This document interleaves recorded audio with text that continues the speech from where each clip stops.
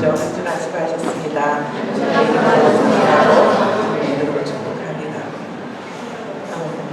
그 제목을 보시고 조금 당황하신 분도 계실 것이고 또 알아야 되겠다라는 기대하는 부분도 계실 것 같고 여러 가지 많은 감정들이 들 것 같습니다. 제가 여기서 19년 동안 그 사역을 하면서 동성애에 관한 설교를 오늘이 두 번째인 것 같아요. 밑에 저희가 클럽 20부에서 한번 설교를 했고 이번에는 왜 동성애에 관해서 설교를 하게 된 계기가 있었어요. 아시다시피 한국은 해마다 지금 퓨어 축제를 하고 있는데 우리가 알고 있는 무지개 정말 노아 홍수로 말미암아 물로 심판하시고 나서 하나님께서 이 땅을 물로 심판하지 않겠다라고 언약의 상징으로 하나님께서 무지개를 주셨거든요. 그러니까 무지개를 볼 때마다 하나님이 다시 두 번째 인류의 조상 노아에게 축복하시고 언약하셨던 창성하고 번성케 하고 충만케 하는 그 은혜 그리고 어떤 상황 가운데서도 하나님이 다시는 물로 심판하지 않겠다라는 그 하나님 아버지의 사랑이 담긴 그 언약이 바로 무지개예요. 그런데 이 퓨어 축제 아시겠지만 퓨어 나는 동성애자입니다 라고 하는 사람들 안에 그 상징하는 깃발이 있어요. 그런데 무지개색은 7가지라고 하잖아요. 빨주, 노초, 파남보. 그런데 그 7가지 중에서 한 가지를 뺀 색깔들이 이제 이 동성애를 상징하는 깃발이 됐어요. 최근에 종종 음식을 파는 그리고 펍이라든가 레스토랑에도 우리는 동성애자를 지지합니다. 언제든지 동성애자가 우리 영업장을 이용해도 됩니다라는 깃발이 걸려있는 것들을 보기도 하고 심지어는 지나가다가 아파트에 그런 깃발들을 이렇게 걸어놓는 그런 상황들을 본 사람도 있고 그 다음에 안타까운 건 이 동성애에 대한 모든 보도들을 공영 방송은 하지 못하게 되어 있습니다. 그러니까 우리나라로 말하면 KBS나 MBC라든가 SBS 같은 경우에는 그 방송을 할 수가 없어요. 그래서 많은 사람들이 잘 몰라요. 그리고 특히 기존에 계신 연세 드신 분들은 많이 모르시고 그런데 상황은 굉장히 심각하고 그런 상황 가운데서 올해 폴란드에도 6월 8일 날 퓨어 축제가 바르샤바에 있었습니다. 각 지방에도 있었는데 우리 교회 집사님 중에서 한 분이 이제 밖에서 보신 분도 계시겠지만 이제 시내 볼 일이 있어서 나가셨다가 그 퓨어 축제 하는 그 동성애자들의 퍼레이드를 처음 보신 거예요. 굉장히 많이 충격이 됐대요. 그들의 퍼레이드를 직접 보신 분들도 그렇지만 유튜브라든가 그런 것들을 보게 되면 거의 전당에 가까운 그리고 특히 밑에 하체 안에 뒤에 엉덩이만 이렇게 내놓고 거의 이렇게 수치감 없이 이렇게 퍼레이드를 하고 실제적으로 이렇게 행위를 하는 그런 모습들을 하면서 이 페스티벌을 하는 것들을 목격하신 분도 계시고 그 다음에 또 유튜브를 통해서 간접적으로 보신 분들도 계실 거예요. 우리나라도 지금 벌써 20년이 가까웠어요. 처음 알다시피 신촌, 이 신촌은 우리나라 기독교가 시작되면서 정말 선교사님들을 통해서 연세대학교가 그리고 이하여대가 그래서 그 기독교적인 정신 안에서 세워진 학교들이 많은 곳이 신촌이에요. 거기서부터 퓨어 축제가 시작됐거든요. 지금은 이제 서울광장에서 이제는 허가제가 아니라 신고제를 하면서 이제 그 상황들이 서울광장에서 이렇게 퓨어 축제가 벌어지고 있습니다. 네, 제가 한번 여쭤볼게요. 우리 성도님들 동성애에 대해서 얼마만큼 알고 계시고 또 주변에 동성애자들이 있는지요? 그런데 여러분들 우리가 지금 현재 60대부터 시작해서 우리가 교회가 좀 연령이 낮아졌어요. 장모님들이 가시고 나서 두 장모님 가정에 가시고 나서 70대가 이제 없어지시고 60대부터 시작해서 지금 여기가 10대가 같이 한 자리에서 이 이야기를 설교라기보다 오늘은 좀 강의 같은 그런 의미로 같이 받아들였으면 좋겠는데 옆에 주위에 동성애자가 있습니까? 네, 주변에. 그런데요, 제가 몇 년 전에 파리에서 청소년 수련회에서 이 동성애에 대한 강의를 했어요. 거기는 이제 유럽에 있는 프랑스, 독일, 체코, 슬로바키아, 그다음에 폴란드, 그다음에 이제 각각 나라에서 온 청소년들이요. 그러니까 중고등학생들, 중고등학생들을 대상으로 질문을 한 적이 있어요. 여러분들은 동성애가 죄라고 생각합니까? 제가 아니라고 생각합니까? 라는 질문을 하나를 했고, 그랬더니 놀랍게 많은 사람들 안에서 동성애가 죄가 아니라고 생각하는 기독교 청소년들이에요. 기독교 청소년들. 엄마가 가라고 해서 왔든지, 뭐 목사님이 끌고 와서 왔든지, 청소년의 수련회에 참석한 아이들이요. 그런데 주변에 그러면 동성애를 하고 있는 동성애자가 있는 사람 손들어 보라고 몇 프로가 손든지 아세요? 80%가 손을 들었어요. 그러니까 선생님이 동성애, 그 다음에 친구들이 동성애자들이 있다는 거예요. 그래서 오늘 여러분들 혹시 이야기 나눌 때 이건 동성애에 대한 오늘은 사상이나 이론 그런 것들은 이야기를 제외하고요. 좀 더 질문을 좀 던지면서 하고 싶은 이야기들을 좀 나누고 싶은데 좀 민망할 수도 있어요. 그런데 우리가 동성애에 대해서 알게 된다면 조금 더 구체적으로 알아야 되지 않겠어요? 오늘 이 시간으로는 모든 것들을 다 할 수는 없지만 함께 이야기를 나눌 때 이렇게 특별한 이렇게 용어가 나오고 그럴 때 민망할 수도 있지만 정확하게 알아야 된다는 것이죠. 지금 현 상황은 우리 한국의 현 상황은 아시다시피 미국이라든가 네덜란드라든가 영국도 그렇고 독일도 그렇고 이미 동성애자들을 결혼을 합법화하는 주들이 늘어나고 있어요.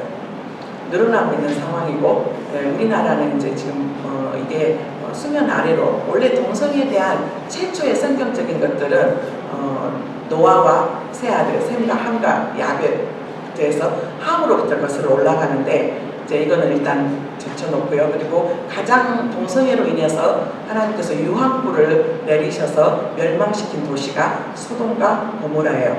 그러니까 이 동성애 역사는 아주 길어요.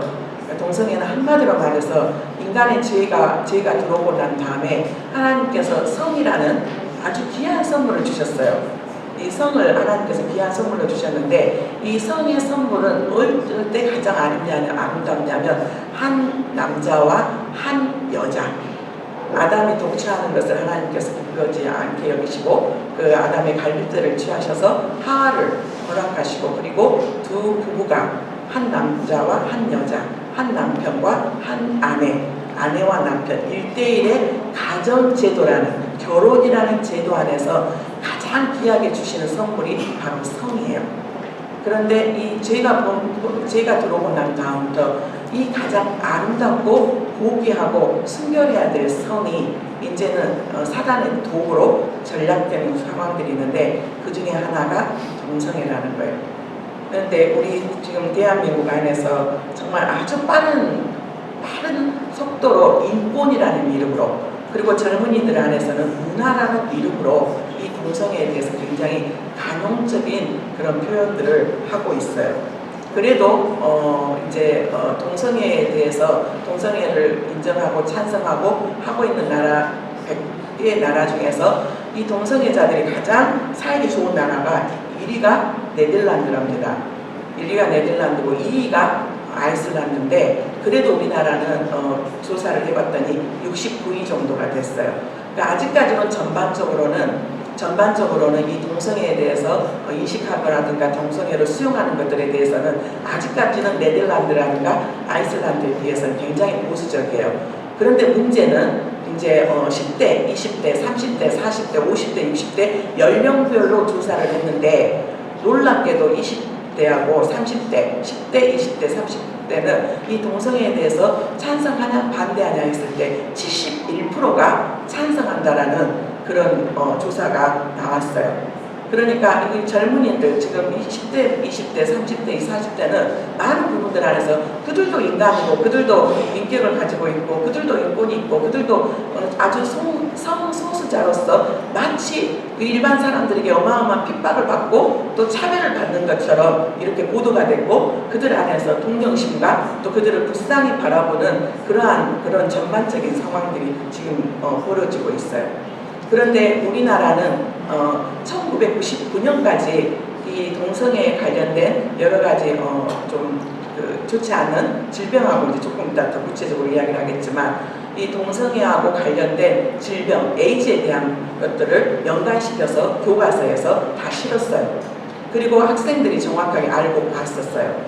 그런데 2001년 인권이라는 이름으로 교과서에서 그 모든 내용들이 삭제가 됐어요. 그래서 우리 자녀들은 지금 학교에서 대한민국의 교과서에서도 그렇고 이 에이즈와 동성애에 관련된 어떤 내용도 배울 수도 없고 지금 공영방송들에서는 거의 다 침묵을 하고 있고 그 다음에 교하고 있는 것이 이제 기독교 정신 안에서 그것도 기독교 방송이 여러 군데가 있는데 단 한 방송에서 굉장히 이것들을 정확하게 이렇게 또 보도하고 있는 것을 보게 돼요.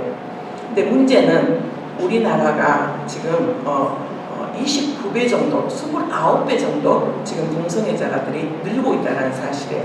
그것도 어떤 대상들이요? 한참 미래를 책임져야 될 이 청소년들이 지금 급속하게 숫자가 늘어나고 있는데 29배 정도가 늘었다고 합니다. 이거는 정확한 제가 이 보도를 하기 위해서도 저희가 지금 이 모든 것이 유튜브에 상영에게 녹화가 돼서 공개적으로 돼요. 그러니까 이것을 하기 위해서 이것을 오늘 우리가 함께 나누기 위해서 많은 것들을 조사하고 보고 그 다음에 검증된 내용들을 여러분에게 지금 전하고 있습니다. 그런데 먼저 우리가 좀 질문을 좀 하고 싶은데 그 질문들을 혹시 가지고 있을지 모르겠어요. 동성애가 선천적인 것이냐 후천적인 것이냐 그 질문을 많이 받아봤죠. 나는 처음부터 태어났을 때 나는 아무래도 동성애자로 태어난 것 같아. 이게 그래서 우리의 첫 번째 질문 안에서 동성애는 선천적인 것이냐 후천적인 것이냐. 여러분 동성애에 대한 개념을 모르신 분 안 계시죠?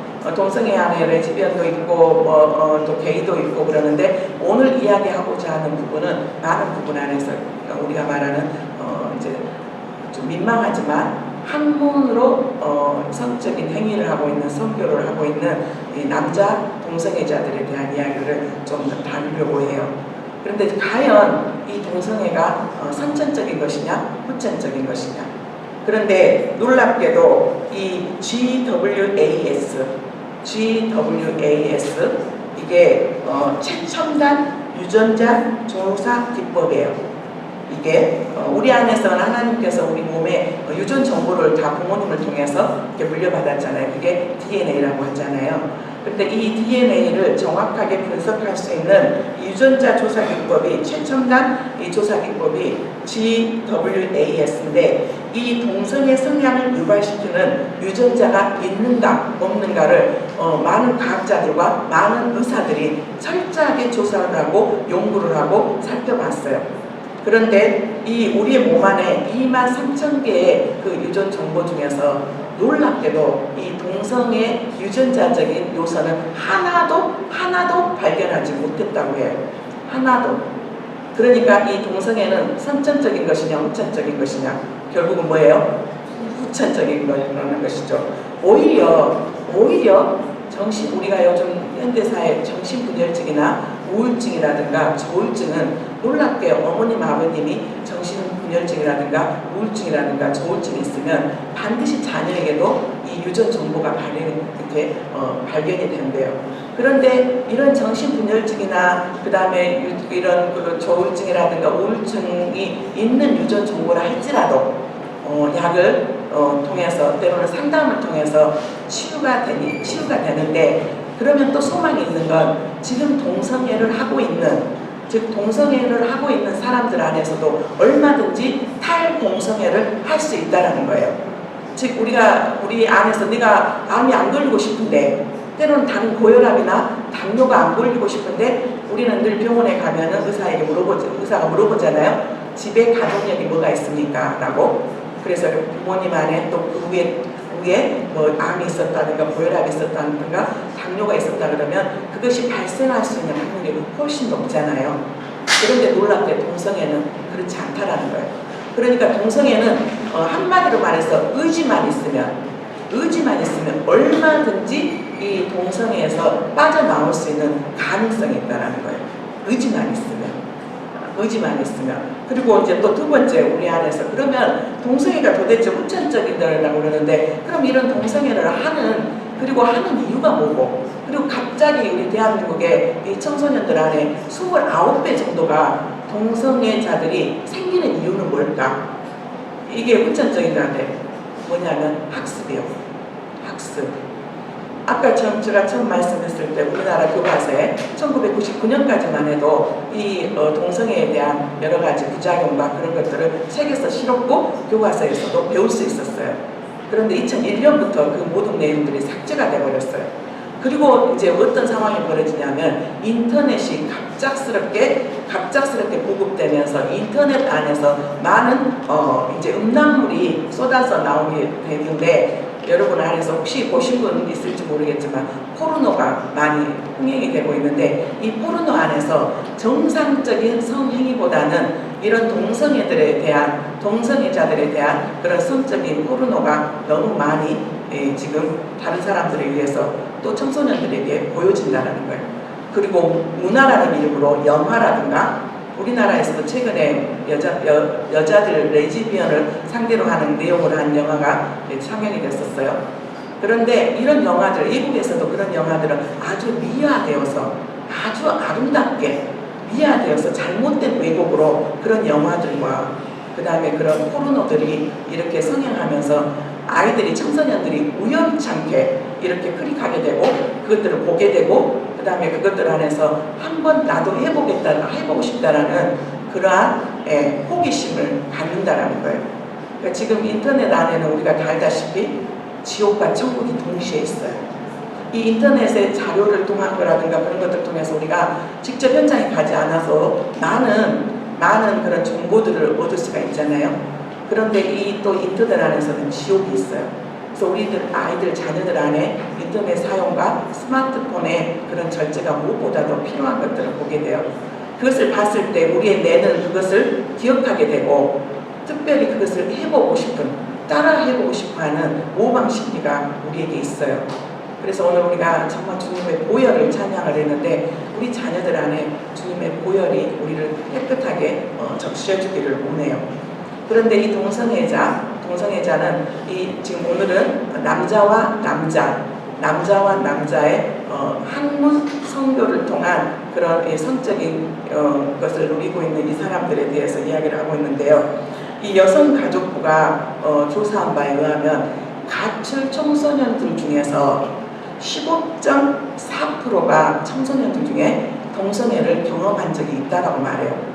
그러니까 지금 동성애를 위해서 열심히 노력하신 분들이 그렇게 말한다고요. 15.4% 그 정도밖에 안 되는 그걸 갖고 뭘 그렇게 호들갑을 떠냐고. 그런데 가출 청소년들을 대상으로 해서 동성애에 대한 개념 그런 경험이 있냐라고 했을 때 15.4%면 실제적으로는 15.4%보다는 더 많다라는 거예요. 왜 사람들이 심리가 그러잖아요. 했으면서도 안 했다고 말하기가 쉽잖아요. 그런데 이 남자와 남자의 성행위를 할 때 남자 역할을 하는 사람이 탑이고요. 좀 이제 구체적인 용어가 나와서 좀 민망하기도 한데, 여자 역할을 하는 사람을 바텀이라고 해요. 그러니까 성행위를 할 때 하나님 한 여자와 한 남자를 허락하셨지만, 이 동성애는 여자가 여자, 남자가 남자, 오늘은 남자들에 대한 이야기를 하고 있는데, 남자 역할을 하는 사람이 바로 탑, 그리고 여자 역할을 하는 사람은 바텀이라고 한대요. 그런데 대부분의 절대 다수가 이 바텀의 그런 역할을 하는데, 이들 안에서는, 이 동성애자들 안에서는 사이트에 들어가서 나는 탑이다, 나는 바텀이다. 그런데 탑이 굉장히 인기가 좋다고 그래요. 그리고 그들 안에서는 어떤 용어가 많이 사용되냐면 식성이요. 우리가 밥을 먹을 때 나는 채식주의자야, 나는 뭐 고기를 좋아해, 나는 이렇게 말하는데, 이 동성애자들 안에서 사용되는 언어가 뭐냐면 식성이요. 그러니까 외모로 얼굴 잘생기고 못생기고 그걸 본 게 아니라, 성적인 파트너가 나는 좀 더 뚱뚱한 사람, 아니면 나는 근육질, 아니면 나는 꼰대같이 아저씨 스타일. 그런데 이 동성애에 한 번씩 빠지고 한 번씩 경험한 사람들은 지하철을 탔던 아니면 공공장소에 갔던 그 사람들을 서로 알아본다는 거예요. 그런데 왜 청소년들이 이렇게 동성애 경험을 많이 하게 되냐면, 이 동성애자들 안에서 파트너를 구하는 거예요. 이 파트너를 구하는데 동성애의 경험이 많으면 많을수록 이 학문의 간략근이 이렇게 점점점 느슨해지면서 자기들의 쾌락을 느끼지 못하는 거예요. 그래서 거기에 아르바이트생들, 파텀 아르바이트생들을 이렇게 구하게 되는데 요즘 우리 대한민국의 최저임금 1시간에 얼마죠? 8천 얼마를 하더라고요. 올라서 8천 얼마인데 이 파텀 아르바이트를 하면 보통 최하 3만 원에서 5만 원을 준대요. 그러니까 가출한 청소년들 안에서 돈은 벌어야 되고 또 부모님한테 도움을 받지 않으니까 먹고 지내야 되는데 쉽게 돈을 벌 수 있는 유혹이 바로 뭐냐면 내가 파텀 아르바이트를 하겠습니다라고. 그런데 기독교 방송국 CTS에서 그것을 촬영을 했어요. 정말 이렇게 정말 그런 청소년들이 있는지. 그래서 위장을 해가지고 청소년을 만나서 이게 인터뷰를 하고 목소리를 이렇게 변조를 하고 했는데 그런 경험을 한 아까 몇 프로라고요? 15.4%요. 15.4%. 근데 이게 지금 또 우리가 심각한 상황들 안에 이 동성애와 관련된 질병이 있는데 그 질병이 뭐죠? 에이즈요. 그런데 에이즈의 대부분의 경로가 뭘 통해서요? 동성애를 통해서 이루어져요. 그런데 에이즈는 알다시피 후천성 면역 결핍증이에요. 이게 10년 동안에 이 잠재된 이 균이 가지고 있는데 10년이 지나고 난 다음에 이 에이즈 환자들이 이제 점점 자기 몸에서 변화가 나타나게 되는데 이 에이즈는 알다시피 이 에이즈의 이 균이 머리까지로 들어가가지고 이 30대, 40대밖에 안 됐는데도 완전히 몸의 모든 기능과 모든 치매와 모든 상황들을 사람들을 망가뜨려요. 혹시 여러분들 유튜브에서 에이즈 환자의 그런 사진을 본 적 있으세요?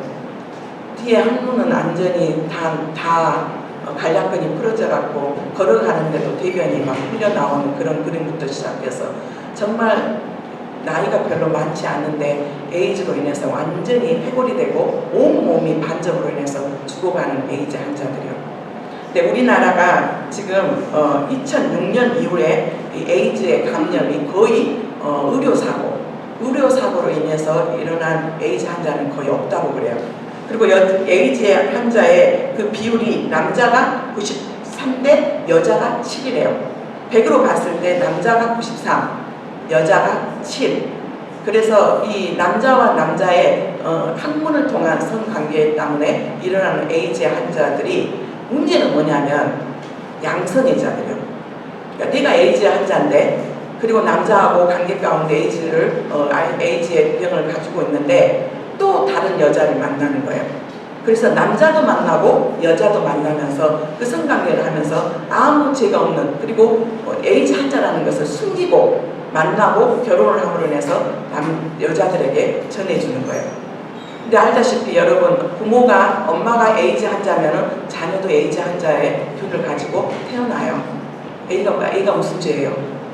그래서 우리나라는 지금 현재 2006년 이후에 의료사고, 수혈을 통한 거라든가 그런 수혈을 통한 거나 이런 것들을 통해서 에이즈 환자가 거의 발생되지 않고 있고 거의 대부분이 동성애자들을 통해서 이 에이즈 환자가. 그런데 에이즈가 어마어마한 질병이라는 거 아시죠? 이 한 사람한테 그 약을 먹어야 되는데 그 약값이 한 달에 600만 원 정도가 되는데요. 그 600만 원 돈이 어디서 나오는지 아세요? 우리가 내는 세금에서요. 에이즈 환자는 인권이라는 이름으로 철저하게 익명이 보장되어 있어요. 그래서 옆에 있는 사람이 내가 에이즈 환자가 아니야. 내가 에이즈 환자야. 자기가 일부러 말하지 않고서는 누구도 주변에서도 몰라요. 그래서 우리나라는 지금도 철저하게 에이즈 검사를 하러 가잖아요. 보건소에서 자기 피를 이렇게 빼가지고 할 때 익명으로 이렇게 시그널로 이렇게 이야기를 하고 나중에 전화를 할 때 자기 이름을 밝힌 게 아니라 S5 이 사람의 결과는 어떻게 됐습니까? 에이즈 환자에 대해서 에이즈 검사에 대해서 그러면 양성이다, 음성이다. 그 피를 검사하는 사람도 그 사람이 누군지를 몰라요. 그러니까 우리 자녀 주변에 있을 수도 있고 그런 사람들이 때로는 양성애자로서 남자하고도 관계를 하면서도 또 여자하고도 관계를 할 수도 있는 상황이에요. 이 청소년이 설마 내가 에이즈에 걸릴 거라고 설마 네가 그래서 정말 우리가 정말 하나님의 거룩한 신부로서 정말로 있어야 될 것과 그 다음에 결혼했을 때 한 남자와 한 여자 그리고 결혼하기 전에 반드시 건강 진단서가 필요해요. 못 믿어서가 아니라 내 며느리로 맞이해야 될 사람, 내 사위로 맞이해야 될 사람이 어떤 건강의 문제, 그게 이제 가족력이 될 수도 있겠지만 그런 것들을 철저히 알아야 돼요. 다른 것이 아니라 성적인 성병에 대해서는. 왜냐하면 자녀가 결혼을 해가지고 낳는데 그 손녀는 무슨 죄가 있고 무슨 상황이 있어요.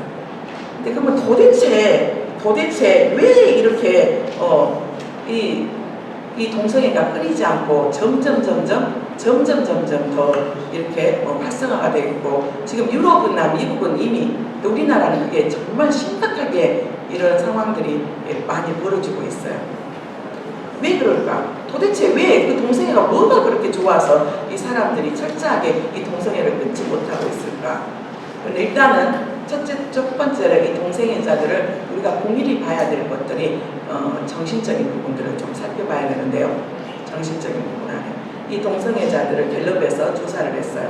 이 동성애자들의 자라온 환경과 상황들을 정신적인 분석 안에서. 그런데 안타깝게도 아주 폭력적인 아버지, 아주 폭력적이고 아주 무자비한 아버지, 그리고 여자들 경우에는 아주 차가운 엄마, 그리고 이런 폭력적이고 정말 잔인한 엄마라 할지라도 또 문제가 된 게 뭐냐면 과잉. 모든 것들이 절제하지 않고 모든 것들을 다 해주고 모든 것들을 그래서 정말 부족한 것도 문제고 과잉도 문제구나.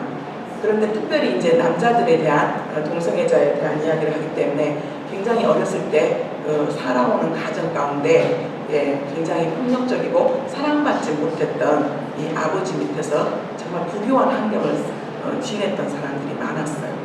그렇다고 해서 그런 사람들 다 색안경 끼고 보면 안 되지만 갤럽에서 조사했을 때 이 동성애자들에 대한 조사가 그렇게 나왔어요. 그래서 우리가 얼마만큼 살아왔던 환경과 상황이 중요한지 그렇지만 우리는 늘 기억해야 될 것, 살아왔던 환경과 상황보다 더 중요한 건 예수 그리스도를 만나는 거예요.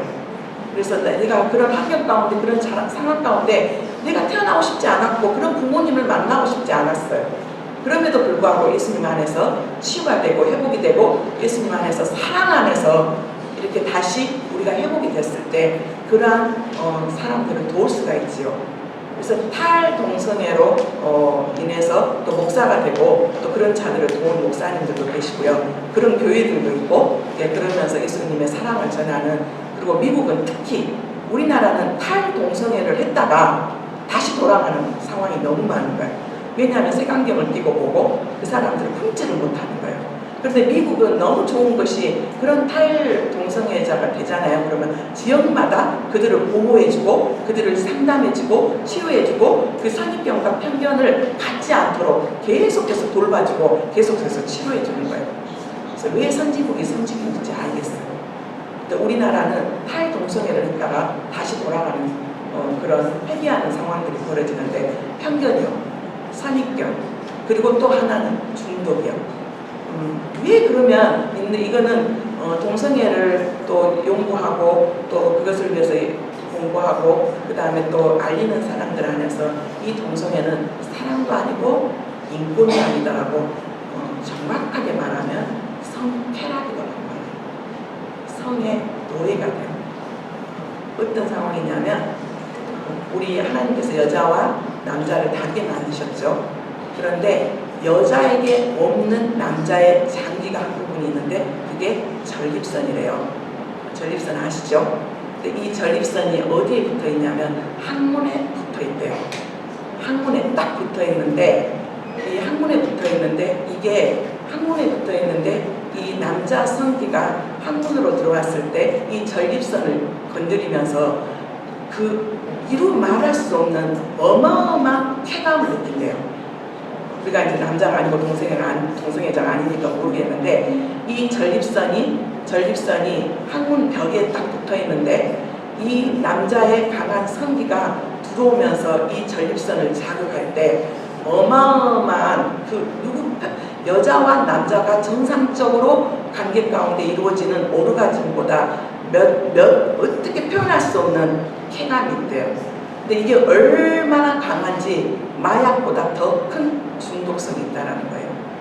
근데 결국은 그거예요.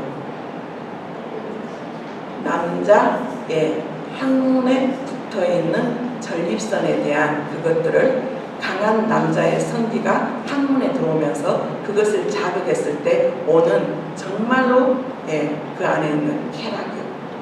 그러면서 정말 이게 성중독이라고 말해요. 이게 성중독이고 이걸 한번 맛을 본 사람들은 정말로 시도 때도 없이 그 남자의 성기를 바라고 자극해주기를 바라고 우리가 알고 있는 한국의 유명한 탤런트 방송인 있죠. HC.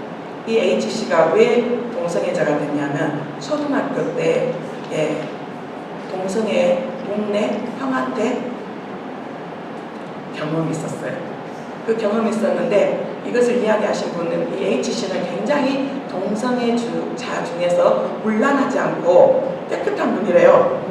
내가 그분을 잘 모른대. 그런데 그분이 방송에서 나와갖고 고백하는 게 자기가 이 동성애 파트너를 몇 명을 경험을 했냐면 20명을 넘게 경험을 했대요. 그러니까 그러면서 이 동성애자가 후천적이라는 결론이 뭐냐면 20대, 30대 가다가 절정을 이루다가 그 다음에 50대가 되면은 확 꺾어진대요. 그런데 이 성적인 쾌감이 얼마나 좋은지 그것이 정말 항문이 찢어지고 피가 나고 그러면서도 그것들을 즐기는 중독이요. 중독. 그러니까 너무 안타깝지만 성에 대한 쾌락이라고. 그들이 뭐 인권, 뭐 사랑, 뭐라고 이야기를 하는데 그들은 사랑 없대요. 오늘도 이 남자와 사랑하다가 지나가다가 자기에 맞는 식성에 맞는 남자가 있으면 또 파트너를 바꾸고 또 파트너를 바꾸고 또 바꾸는 사랑이 결국 아니라는 거죠. 그러면 성경이 말하는 그러면 동성에 대한 부분들이 오늘 우리가 읽었던 본문 말씀이에요. 레위기 알다시피 오늘 첫 번째 읽었던 이 말씀이 레위기 18장 20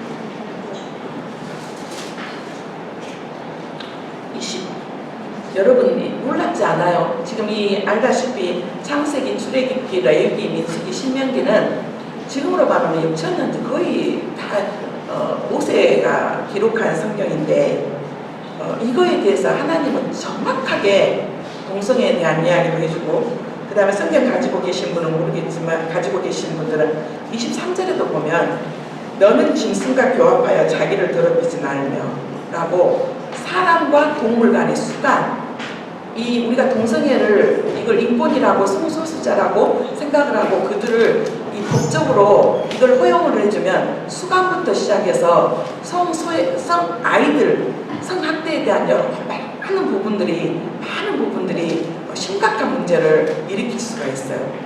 그러니까 여러분 정말 정신 똑바로 차리고 하나님께서 원하시는 정말 성에 대한 건전한 것과 그 다음에 그들을 죄인은 불쌍히 여겨야 되죠. 누군가 우리 교회에 동성애자가 왔다면 그들을 보호하고 그들을 사랑해줘야 되겠지만 그들이 탈동성애 될 수 있도록 도와야 되지만 그것들을 옹호하거나 그것들을 계속해서 인정하면 안 된다는 거죠. 주님께서 이 모세를 통해서 하나님께 택함받는 하나님의 거룩한 백성에 대해서 이야기하는 부분이 특히 성에 대해서 이야기한 부분이 레위기 18장이에요. 근데 이 레위기 18장 중에 22절 너는 여자와 동침한 같이 남자와 동침하지 말라. 이는 가증한 일이니라. 하나님이 우리를 다 생각하세요. 성경은 늘 하나님은 사랑이라고 말씀하세요.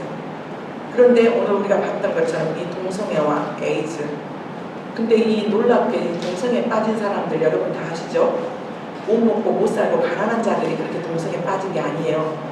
그 동성애 경험이 있는 사람들이 도시에서 어렸을 때 도시에서 살았던 사람이 시골에서 농촌에서 사는 사람보다 더 많았고요. 그 다음에 동성애 각각의 내가 동성애자라고 말했던 사람들 안에서 전문직을 갖고 있는 엘리트들이 얼마나 많은지 몰라요.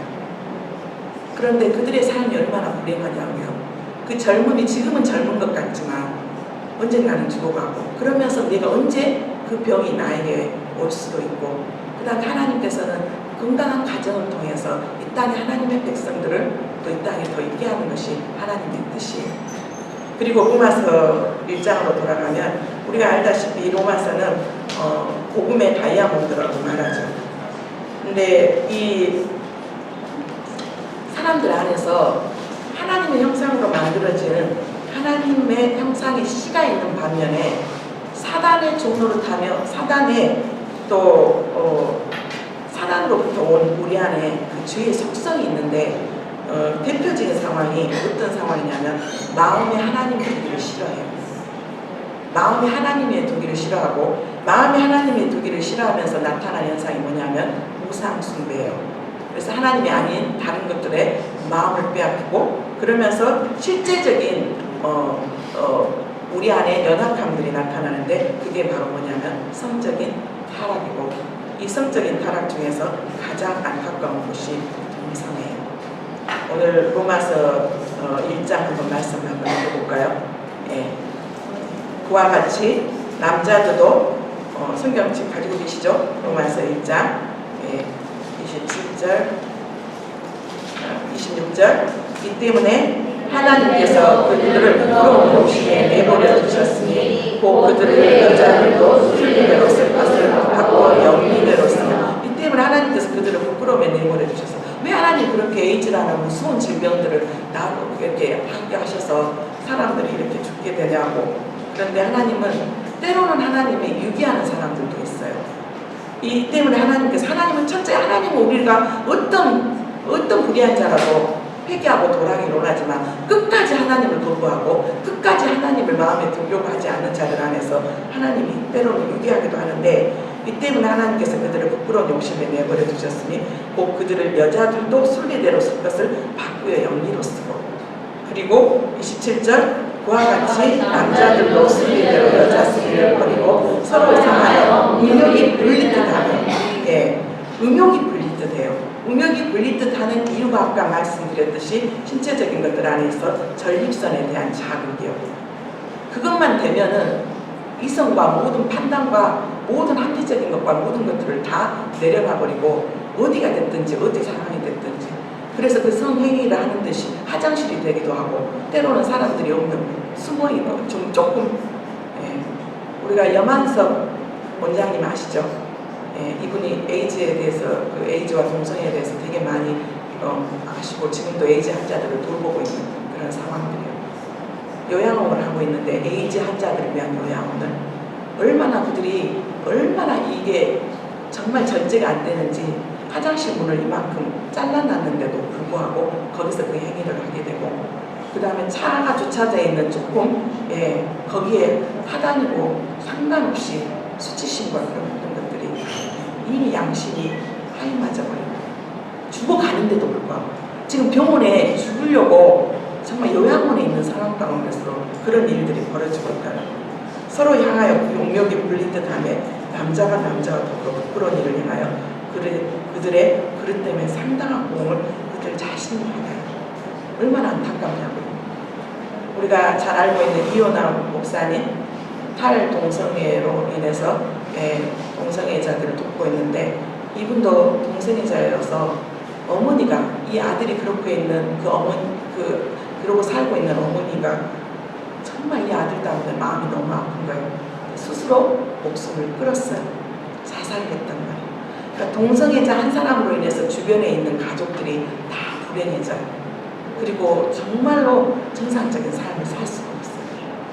그래서 이 어머님들이 오히려 정말 스스로 자기가 목숨을 끊든가 아니면 주변에 있는 사람들이 목숨을 끊든가 철저히 가정을 파괴하고 하나님이 허락하신 창조 질서를 파괴하는 행위예요. 다시 말씀드립니다. 주변에 정말 동성애자가 있다면 그들을 위해서 기도하고 그들을 불쌍히 여기고 긍휼히 여겨야 되지만 그들이 계속해서 동성애를 한다고 지지하거나 박수칠 일은 아니라는 거예요. 그 영혼을 사랑한다면 반드시 마지막에 그 마지막 끝이 너무 비참하고 너무 처참하거든요. 그런데 우리 안에서도 많은 반대한 눈으로 바라보는 것 주인은 사랑하시되 주에 대해서는 하나님 반드시 그의 상당한 모험을 그들에게 주셨다고 말씀하세요. 오늘 많은 이야기를 다 할 수는 없어요. 사상이나 이념 같은 것들은 여러분한테 조금이라도 도움이 됐으면 좋겠고, 그 다음에 또 지금 한국의 청소년들에 대한, 그래도 이미 우리 폴란드가 카톨릭 국가에서 이것만은 좀 지켜줬으면 좋겠다. 그런데도 이미 지금 한국도 서울뿐만 아니라 지방에서도 이미 다 기호 축제를 하고 있고요. 폴란드도 마찬가지고 수치심과 절망, 그리고 우리의 자녀들이 그런 것에 노출되지 않도록 우리가 스스로도 경계하고 견책하고 아이들을 점검하는 것들이 굉장히 필요해요. 뭐에서 많이 되어진다고요? 후천적 학습에 의해서요. 후천적 학습. 그래서 우리가 끊임없이 우리 자녀들을 가르치고, 그 다음에 그런 것들을 말씀에 근거해서 훈계하고 또 자녀들이 마땅히 행할 것들을